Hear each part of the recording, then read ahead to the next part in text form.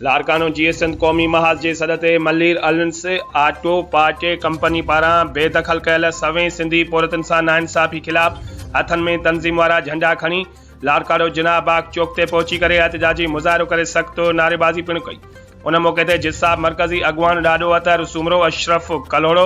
अज़ीज़ुर रहमान शेख शाहिद लांगा फराज़ ख्वावर जावेद कलोड़ो आफ्ताब जतोई ऐं ॿियनि मीडिया सां ॻाल्हाईंदे चयो त कराची अंदरि अल निसन आटो कंपनी समेत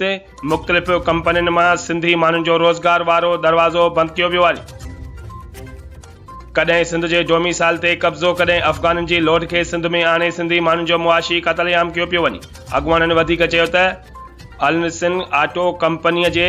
मैनेजमेंट जे सिंधी माण्हुनि सां नफ़रत जो इज़हार कंदे सवें पौरतुनि खे बेदख़ल करण वारो अमल बर्दाश्त जोॻो न आहे। कंपनी मालिकनि खे चिता था ॾियूं त बेदख़ल कयल पौरतुनि खे हिकदमि बहाल कयो वञे, न त ॿी सूरत में सख़्त खां सख़्त एहतजाज जो दायरो वधायो वेंदो।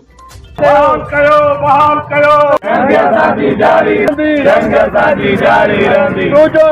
मुंहिंजो रबर कंपनी मां बेदख़ल कयल मज़दूरनि खे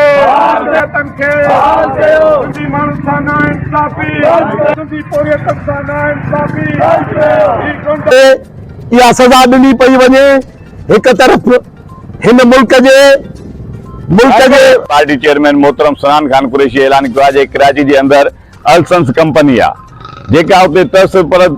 कराए ॿी सूरत में जीए सिंध क़ौमी महाज ऐं जीए सिंध स्टूडेंट फेडरेशन जा ही कारकुन तहां जे खिलाफ सिंध जे रोडनि ते सरापा एहतजाज हूंदा।